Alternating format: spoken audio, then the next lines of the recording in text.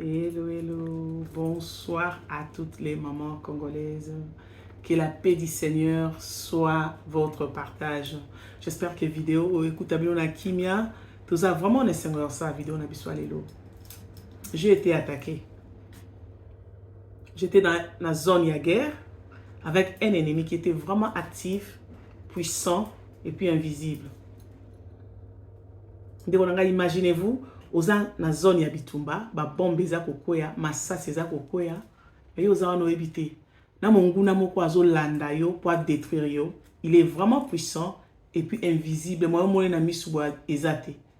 Yo oza wana ozotambola no ka normal. En fait, c'est ce qui s'est passé.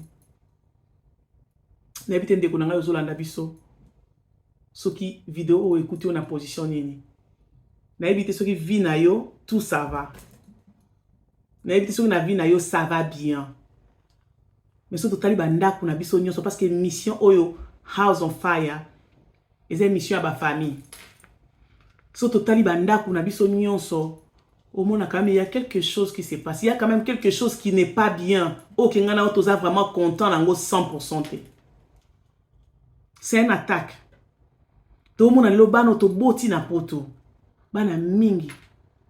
Otoboti na poto et puis bamsou auto consacré même nanda kwa nzambe poto boti bango déjà na bonzambe. Mais la majorité na bango baza na prison. La majorité na bango ande ba oteka ba drogue. La majorité na bango ande baza na ba minduki bazo boma na bamboka oyo. Ndeko nanga c'est une attaque à la famille. N'habite ndeko nanga yo tozo landa. Vidéo o écoute yo na position nini. Tout le monde, il y a beaucoup de couples. Il y a beaucoup de mariages. Malgré. Mais il n'y a plus l'amour, il n'y a plus la joie. Et comme l'on tu vends de la banane. Tout le monde a poto et ça na batu mingi. Azaki bien portante. Maladie moko bimelie pour au cancer, na stage terminal, na 4e degré et memelie liwa brusque. Tozo mona yango combien ba famille eza attaqué. Ba famille a bana na nzambe eza attaqué. Tout le monde a comment problème ya finance na mboko ezo panza batu. Tout le monde a comment stabilité à famille est comme menacée par un problème financier. Une attaque à la famille. Ndeko nanga na lingi ngana ototanga, il y a un verset qui est na 1 Pierre, je vais le lire au nom du Seigneur. 1 Pierre 5, 8. 1 Pierre 5, 8. Bible Binabiso. Soyez sobres, veillez. Votre adversaire, les diables, rôde comme un lion rougissant, cherchant qui dévorer. Bible Binabiso, tous à la sobre. Sobre, ezal mutoyo, à l'angouete. Azami souné à kofongwa, maza vraiment éveillé. Et vigilant, vigilant, ça mouton azo tala, aza keba. Bible ebaki. Car votre adversaire, le diable, rougit comme un lion. Aza comme un lion, aza lionté. Yes, aza lionté, mais aza la capacité à dévorer. L'ennemi est en train de dévorer nos familles. L'ennemi est en train de dévorer nos maisons. N'habitez domaine ni vie na o eza dévoré par l'ennemi. Monsieur cause à domaine ya libala, domaine ya santé, domaine ya bana, domaine ya finance, même domaine ya vie chrétienne. Il y a beaucoup de chrétiens qui vont à l'église, au comme que nous par routine. Sauf en réalité, pourquoi on a okende, c'est parce que tu es dans l'église. Nos vies spirituelles ont été dévorées par l'ennemi. Wananda kwanza memoza wanati. Ozananda kwanza memozo bénéficier bénéfice oya kozala mwana nzambe parce que l'ennemi nous a volé cela. Toi na kata bitumba. Et notre adversaire rougit, il rougit comme un lion. Babi soyez vigilants. So babi nous allons vigilants eza ozala na kokeba. Mais na ebite so ngana otozaka na kokeba. Na ebite so ki ngana yo tozaka na kokeba. Il y a beaucoup de batebele balobaka ongaye makama démon na ebi ngati. Makama le diable c'est un ennemi qui est puissant. Il était avant ngana yo. Au moins so to sous-estimer mon nguna, to yeba danger te. Ndeko nanga ko sous-estimer le diable te. Il est puissant, il était là avant toi. Oui, ton couple s'est crédité parce que Nzambaza Likona Nyonso, Seigneur Jésus est le plus puissant. Mais nous devons connaître l'ennemi que nous avons en face de nous pour nous dire comment combattre, pour nous dire comment causer la prudence, car c'est un ennemi puissant. Lui, il est invisible. Imaginez-vous, vous avez un ennemi moko, vous avez monate. Vous avez la film Terminator à Ebi, vous avez Moutouan, vous avez Boma, Schwarzenegger, Azala qui est invisible. Obi comme ça ko pesi pesa rakanda so mona comment zoyele na sima boma l'ennemi fait comme ça ngana tozo monter na misa bomoto mais il est là en train de rôder na bana na waza ko rôder na libala na yo na santé na tout ce que tu veux faire il est en train de rôder pour la détruire mais est-ce que ngana toza vigilant enough toza assez vigilant ya ko yebaki cet ennemi il est puissant so ki ngana yo toza na makanisi na mutu na biso ke mutu azo bundisa biso aza makasi ndeko na to tambola lolo to tambola ate toza vigilant car la Bible nous demande d'être vigilant.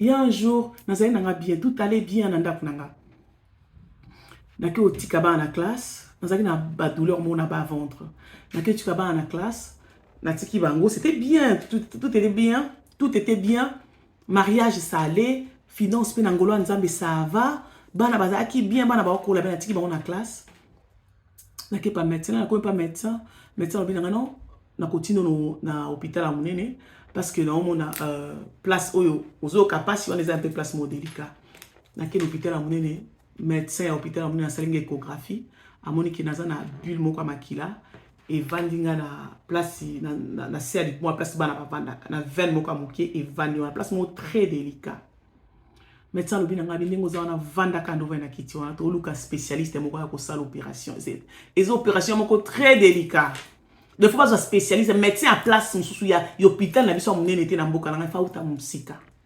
abi opération za délicat on peut enlever tous na nyonso ali bumuna ko luba ko longolango soko biki mais okoki pe kokufa ndeko nanga vie nange changer vie nange basculer mba moko. J'étais pas conscient, j'étais là, Nesengo et tout. Oui, tout beau était cause Nesengo. Mais tout est l'ennemi que nous avons, c'est un ennemi qui cherche opportunité comment qu'on pour détruire. Mbalamo que Sengo nange suki. Mbalamo na komi tu nabi Seigneur. Bana na classe na ozwa bango. Mobali nanga za musala moyen na benga ezate. Mbalamo na te makanite komo le kanga binzambe so na kufi na mbeto opération o bana nanga. Ndeko nanga na ebite soki oza conscient il y a l'ennemi que nous avons. Nalingo la mukandiko nanga nalingi toza la conscient en tant que bana nzambe que les diables travaillent en plein temps. Mungu na so travaille en plein temps mais ngana to prier à mi-temps. T'imagines ngana to prier à mi-temps toza un peu likolo mais mungu na so travaille arrache-pied pour na détruire ma famille. Il s'agit quand on fongo la télévision bo mona que mungu na détruire ma famille. Moi na za capable ya kofongola ka TV ba moni mobile na mbali ba osambrasa ni moi na tali biloko wana ba na biso mikio to pesa ba iPad 2 ans 3 ans aza capable à fongola descendre mais ba kuti ba relaxer comment ko sala magie comment ko komandoki comment ko bois ka ba spell ko bois ka ba sort ba sorcier mindele na ba dessin animé. L'ennemi est en train d'attaquer les maisons. Na biti maman ozolandanga ce qui est un danger à makambo. Tout côté on a 2 Corinthiens, un verset tout côté on a 2 Corinthiens 2:11. Nous allons lire par la grâce de Dieu. 2 Corinthiens, on te sent vidéo dans mon poussé et que vous appelez mon laïté parce que toute la maman, toute la préoccupation est belle. 2 Corinthiens 2:11, la Bible nous dit. La version nanga walobi enfin de ne pas laisser à Satan l'avantage sur nous, car nous n'ignorons pas ses desseins. Yo bien abiso toti que la Satan avantage. Tant on yo ignorer makamongu na salaka. A aux avantage. Ya za ne sengwali ngana to za ignorant to yebate ce qu'il est en train de manigancer. Ngana to yeba ngonde nini? Ka ngana so to za basi mabondeli. Kaka ngana so to abasi mabonde mama olandanga na yebi vie de prière na ote na yebi programme na ya prière ezalande ninte mais na lingi ozwa conscience ta maison est en train d'être attaquée par l'ennemi. Lelo peut-être ça va comme nga c'était bien mais lobi na o éviter c'est que l'ennemi est en train de préparer en avance et on est invité au maman au ça la programme na ya osambela Nalingo sala, nazo ko inviter on déconnera parce que tu dis que l'ennemi que nous avons, il rôde comme un lion cherchant qui dévorer. Dans ce cas, il a la capacité à dévorer. Il y a un autre conscient. Les chrétiens, oh, bah, danger à Monguna sont les chrétiens responsables. Ce qui est danger ennemi, aux aliko likolo, aux aloke église, ok, na ozongi, moziki, ok, ozongi, oui, c'est bien. Mais il y a des choses où ils sont sérieux. Il y a des conséquences où on a vivre. Nabanda kuna biso, o toza na besoin ya maman, oza la moi c'est ma bondeli. O tcha programme na ma bondeli, programme église ça bien, mais programme ya ndaku. Réveille banda na ndaku. So ndaku do la muki, église ko la muka, communauté ko la muka. Mais ce qui ndaku eza malili, église pe oza malili, maman na lingo la muka. Ça la programme de la prière, la muka ka na tongo bondelaka, la muka na tongo lala nase bondela, nga la muka na tongo na lala nase. Na binzamba vana sola na mutna sola na ona yo. O ebite loko ni mongu na obong salobi lobi. O ebite loko ni mongu na zolinga amema e yiba esengo yo zaki nango. Neti nge sengo na yako yiba mamukolo wana. Ndeko na ningo la muka. Kozala ignorante, les diables contents tango oza ignorant. Les diables contents tango yo na relation na nzambete. Parce que si vous avez une relation na nzambe, donc vous avez même vigilante, il y a nzamba lobela qui regarde ce qui se passe. Mais nzamba ko lobela on ndeni parce que ngana toza ignorant, toza na moziki, toza na lingo, église to okende ka moziki, tozo ke tozo zonga. Dieu nous appelle na intimité. Maman lamuka. Réanime ta maison, l'ennemi azako sala jeté. Tout le monde est malade, baliwa ou akufi, malade des autres, baliwa zolanda malaba famille. L'ennemi ne blague pas. Ngana ba chrétien de to blagaka. Une fois j'ai eu quelqu'un dans ndakunanga musulman eko sala ngambeto, eko classe ko fixer ngambeto bana. Mutona ina ndakunanga za eko prier 6 ou 7 fois. Asali muki aka prier, ngabi what? Mais mutoni na ndakunanga osa ba prière na bango boy. Mais écoutez, on habite là. Azam musulman, mais il est en train de prier, même la place à Moussala. Mais quand on prière, on a dit, Tomi là, si on va chrétien, oui, c'est bien, mais prier, on a besoin de matindika. Dès qu'on a la moussayo, peut-être que ça va, mais tu sais pas ce que l'ennemi est en train de préparer. Ou bien, tant les Camerounais, c'est comme une zambaza capable de bongisa. Nous avons invité à la prière. Il y a verset Moukasuko, on a notre rotanga, et ça, a Luc 10, 18. On va les lire par la grâce de Dieu. Luc 10, 18. Bibi obi na biso. Oh, yesu mtazo loba. Bibi obi na biso. Luc 10, 18. Jésus leur dit, je voyais Satan tomber du ciel comme un éclair. Voici, je vous ai donné l'autorité, le pouvoir. Voici, je vous ai donné le pouvoir de marcher sur les serpents et les scorpions et sur toute la puissance de l'ennemi et rien ne pourra vous nuire. Yesu alibia mona ki Satan zo kuya comme éclair. Yesu amoni ngabi mongu Satan zo kuya lokola éclair tikana pesa bana na autorité.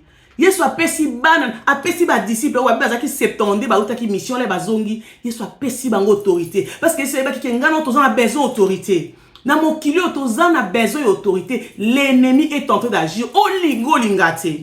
Ce qu'on a chrétien immature, au côté de l'aveuglement, mais ce qu'on a chrétien mature au côté là, attends na quotidien na biso mona que non, l'ennemi est en train d'agir. Mais soyez pas qui on a bon, c'est qu'on a il nous donne l'autorité. Il va nous donner l'autorité. Mon autorité a copé ça on a banane, a copé ça on a banane. Ndeko na imagine toi mutalinga pesa autorité ina eloko alinga pesa yo mais maboko na yo ezana ba sende ezana ba biloko o mutu wana moya pesa wa te loko ezate parce que zo banga soka ina eloko wana ba sende na wane ko chuba yi ndeko nanga mama nangina sola na omukie meke mpe ko revoir vie spirituelle na yo to meke mpe ko revoir ba vie spirituelle na biso yesu alinga pesa ngana autorité to telemela maladie to telemela ba kambo ezo ko détruire ba na biso to telemela ba mipepo ezo ko panza mabala to telemela oyo nyonso za ko ya ko détruire esengo ya famille parce que famille ne place nzamba vandaka église te nandaku soki yesu avandi soki ndako eza réanimé par le feu de la prière nde lingombe kozala na moto nde communauté kozala changer mais cela commence d'abord ndako eza maman meka mpe ko revoir vie de prière na yo yesu alinga pesa autorité maboko ya ngana eza na basende eza peut-être masumu basende eza peut-être vie spirituelle ya ngana eza ka église Vie na biso vivre ndenge nini. Essaye un peu à revoir mon thème na yo. Est-ce que vous avez place à ma lame que ceux qui sont copés autorité aux doigts na maboko na yo. Il y a beaucoup de mamans au monde à cobine, ah l'Éternel est mon berger, à côté va verser. C'est bien que tu vas verser. Mais il y a les gars autorité, est-ce que vous avez available? Mon thème est-ce que vous avez available, vous avez disponible? Il y a des autorités on nzamba linga pesa na maboko. Ezaka na bato ba maboko pembe. Ndeko nanga je veux na nanga ko condamner ote. Na bi ko tika lisumu eza facilité eza musala ya biso eza musala molimo na nzambe. Alors on a présenté au cher, on a présenté au Saint-Esprit. Alinga sunga biso na ba quotidien na biso. Oui, c'est pas facile ya kotika lisumu. C'est pas facile ya kotika vie wana oyo ngana otozana ngo. Mais Yesu ayebaki yango alobaki na kotindela bino molimo.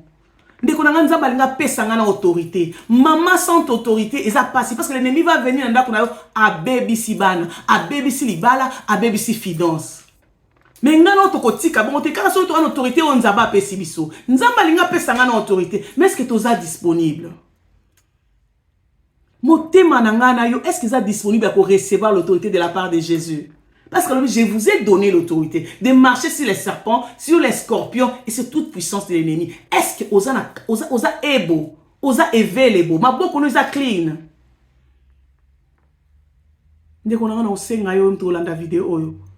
Essaye un peu à revoir vie spirituelle na yo. Oui, tous les chrétiens qui sont dans l'église. Revoir vie spirituelle na yo. Motema nous a la place à ma lame. Tous les monde il y a des haines, il y a des jalousies, il y a des querelles. Ils ont makambo belé. Moi qui vous dis, j'étais très jaloux, j'étais complexé. Nazaki na makambo belé na motema nanga.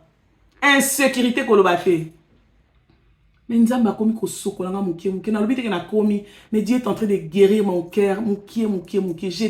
J'étais dans les insécurités impossibles. Attends nazande ni on mona kake. Alors, ben, insécurité, ça mène des jalousies, ça mène des complexes, ça mène des comparaisons. Mais ce qui est tiki moli mona nzamba sungangana yo, il va guérir nos cœurs. Il va nous mettre na place où que tous capable à cause autorité. Na si c'est un témoignage nangate nzamba yako salanga grâce. Médecin wana ye. Basa nzamba bondela pour nanga je bénis mon serviteur de Dieu a bondela pour nanga mukolo wana. Basa une opération et l'équipe malamu et ça qui 6 heures. Na classe na bimi na chambre d'opération sur 18h sur 19h. Pour le moment que c'était sérieux. Nzamba sala grâce ba longoli loko moko ba longoli ka eloko wana na koma ki en bonne santé. Mais nazaki na porte ya kufa. Ndeko nanga na habité loko ni ko komisa na porte ya kufa. Et loko ni ezo beta na porte na yo en ce moment. Oh il est komisa na porte ya kufa. Mais Jésus-Christ a dit je vous donne l'autorité. Nzamba linga pesa ngana autorité. Nzamba linga pesa ngana autorité. Il y a côté tous ceux qui peuvent venir dans nos maisons. Maman telema. Soko telemi, tu vas stopper les diables. Soko telemi, tu vas stopper l'ennemi. Oh alinga panzanda kunayo. Oh alinga lelisa yo. Oh alinga yibe sengo na yo. Oh peut-être ça yibi pe sengo. Mais nzambo alinga pesa autorité. Jésus-Christ qui veut nous donner l'autorité, alinga restaurer. Yangona maman, na otiko na prière. To sambela. To sambela na to sambela na yo na prière to sala. To senga na biso mingité. O soki mto olanda vidéo na lo yamba Yesu masia comme mon conduit mo bikisité. Pesa motema na Yesu. Zwa tona oka ko yesa Yesu masia ngayo na ye. Na pesi yo motema na nga na pesi yo direction a vie na nga tambusanga. Nzamba linga tambusa yo. Oyebiti lo oni ekome na olobi. Lelo peut-être ça va. Mais tous ba challenge na ba ndenge belé. Pesa vie na pa Yesu masia. A pesa autorité pour être capable à cause de surmonter ba challenge ya vie. Yo pe muto so ko sambela déjà. Peut-être relation na nzambe katana ki par rapport à makambo belé. Restaurer relation na yo. Restaurer relation na yo. Nzamba lingi a peso makasi asika. Nzamba linga peso makasi asika. Tous les chrétiens à combattre, mais tous les bateaux vont tambola la puissance. Car Jésus a dit, je vous donnerai la puissance. L'autorité de marcher sur les serpents, sur les scorpions. L'autorité, on a dit, balinga pesangana yo. Maman, elle dit, au bon là. Mais elle dit, on a la conscience, ma kami bali. Premièrement, on a la conscience que l'ennemi qui veut nous combattre, c'est un ennemi qui a été avant moi et toi. Il a beaucoup de stratégies à Salaka. Il est puissant et invisible. Azaba manigance moka salaka pona koyeba ndenge ni ya kokwe sangana on a ba piège na ye. Ça c'est un. Mais de deux,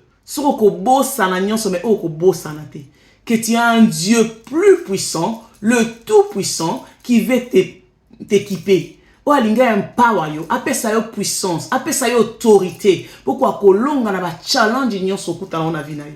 Alors attends ko bossa makamisi o ko bossa na te. Yesu Masia alinga apesa autorité. Fongo ela ka porte pesa motema na yo, akota apesa autorité. Poza la maman o ko bando longa na challenge nyonso yana na porte na yo. To sambela. Yeah. Bobina biso, je vous donnerai l'autorité. Je vous donnerai l'autorité de marcher sur les serpents et sur les scorpions. Sur toute puissance de l'ennemi, rien ne pourra vous nuire. Approche ton cœur. Approche ton cœur. N'habite place ni au de la vidéo. N'habite na mutuka, nandaku. Quelle que soit place, on a besoin au kangami souté. Approche ton cœur. Approche ton cœur à Dieu. N'habite pourquoi nous avons une vidéo et les calibosso na yo total ango. Nous avons un plan merveilleux. Nous avons équipé au maman moko. Ce qui peut papa, nous avons équipé yo. Alléluia. Merci Jésus. Yahweh tu es na maman moko na moko zolanda vidéo oyo. Seigneur tu es na maman moko zolanda vidéo on nzambe na bomoy. O akolanda même na rediffusion Seigneur. Tu es présenté bango pa na yo. Ceux qui peut-être tozaki na makasi te akobonde la nzambe pesa biso makasi. Ceux qui peut-être tozaki na ba fatigue na ba négligence Seigneur ya kotanga Bible. Ceux qui vivent spirituellement tozaki kaka ya kombo Seigneur donne-nous une nouvelle force, une nouvelle dimension de te chercher.